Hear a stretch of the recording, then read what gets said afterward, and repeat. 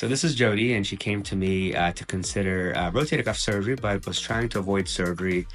She has a busy life. They like to travel, and she was trying to keep from the downtime. So Jodi, tell me about your story and how PRP did for you.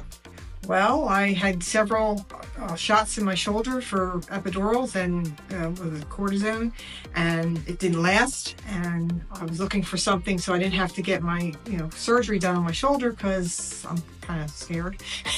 And we had the PRP, and it's been great. I have no pain. I shouldn't say no pain. I'd say it's 95% better. I can't say it's 100%, but I'll tell you, I'm very pleased with the results. So it's Great. Excellent. And now I'm going to do it on my back. Great. Yes. So Jodi came in today for a follow-up and started talking to me about her lumbar spine, and literally we're just preparing to do that. So Jodi, thank you for sharing your story.